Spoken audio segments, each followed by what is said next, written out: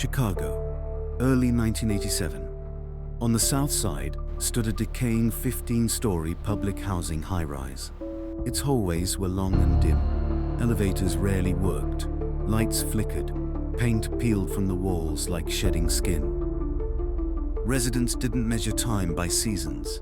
They measured it by shootings. At the time, this building was considered one of the most violent residential complexes in the city. Gangs controlled floors. Drugs moved freely. Police responded so often that emergency sirens blended into the background noise of daily life. And on the 11th floor lived a 52-year-old grandmother named Ruthie Mae McCoy. Many neighbors believed she was unstable. But what happened to her would prove something far more disturbing. This is where slaves migrated from the south to, and from here is where gangs all started from, what they proclaim, but from here is where people migrated to Compton, to the house district.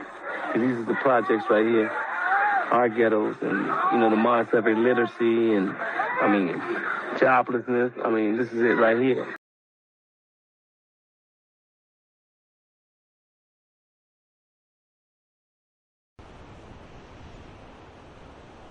In January 1987, residents on the 11th floor watched a familiar scene unfold. Ruthie stepped into the hallway, wearing layered clothing, 2 pairs of pants beneath a dress. In her hand, a long wooden stick she carried like a weapon. She walked door to door, testing doorknobs.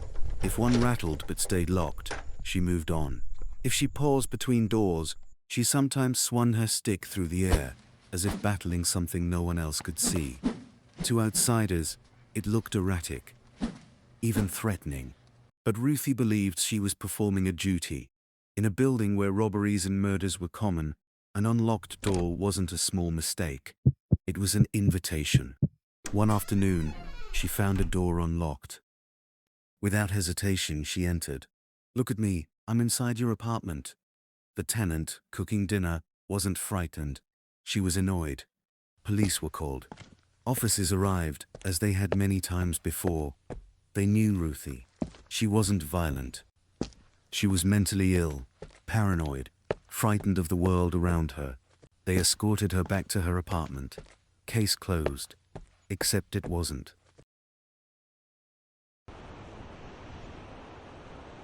Ruthie lived in a constant state of alarm.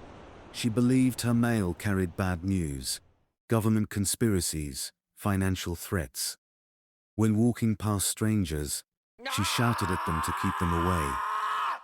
She avoided eating in public, terrified someone might snatch food from her hands. Her world was shaped by fear, but she wasn't cruel. She wasn't malicious. She was deeply vulnerable. And the one place she felt unconditional love was with her 2 grandchildren, a little boy and a little girl, who saw only their grandmother. They weren't allowed to visit her apartment. It was too dangerous. That reality weighed on her heavily. Then in February 1987, hope arrived. Through a psychiatric day program, Ruthie had applied for disability assistance. When she was approved, she received a $2,000 back payment, with monthly checks promised going forward. For someone trapped in poverty, that amount meant possibility. She could move. She could escape the building. She could create a safe space for her grandchildren. She immediately began apartment hunting. She enrolled in classes to complete her high school education. For the first time in years, Ruthie wasn't just surviving.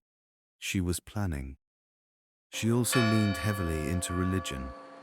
Television evangelists became her companions. She wrote them letters, asking for blessings and miracles, healing, renewed youth, protection. Some wrote back. They promised divine intervention if she sent money.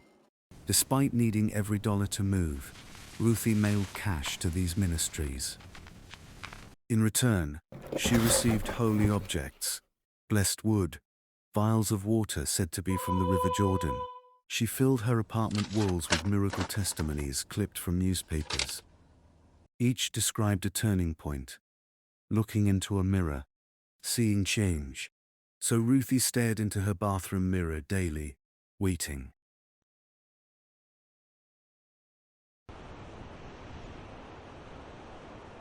By April, something shifted. When standing in her bathroom, Ruthie began hearing faint whispers. Not loud, not clear, just voices, somewhere close. She wanted to believe they were spiritual signs, but paranoia crept in. On April 22nd, she told a friend she felt someone was after her. That night at 8:45 p.m., she dialed 911. Her voice was panicked. She mentioned cabinets, neighbors using her bathroom. The dispatcher couldn't piece together her words. Officers were sent, but not urgently. They assumed another episode. 15 minutes later, another call came in reporting loud noises from her unit. Police arrived. They knocked. They heard her phone ringing inside. No answer. They asked neighbors if they heard anything. Most said no. The officers left. Ruthie was alone.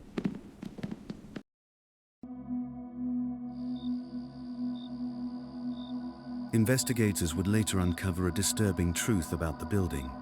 Residents had discovered that bathroom mirrors could be removed. Behind them were gaps, access to plumbing tunnels between units. People crawled through the walls. They used the hidden passages to enter apartments undetected. On the night Ruthie called 911, someone had come through her bathroom. The loud banging she heard was real. The mirror had been removed. A man emerged from the wall. Another waited nearby.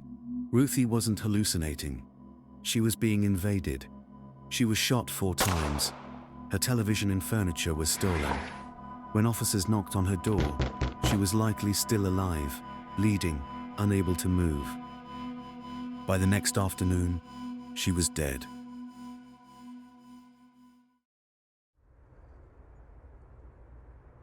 Police arrested a 19-year-old resident, Edward Turner, after he was found with her television.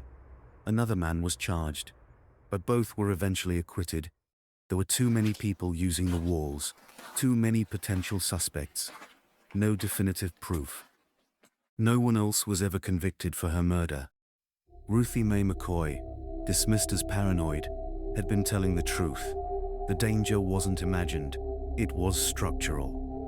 Her story would later inspire the 1992 horror film Candyman, starring Tony Todd.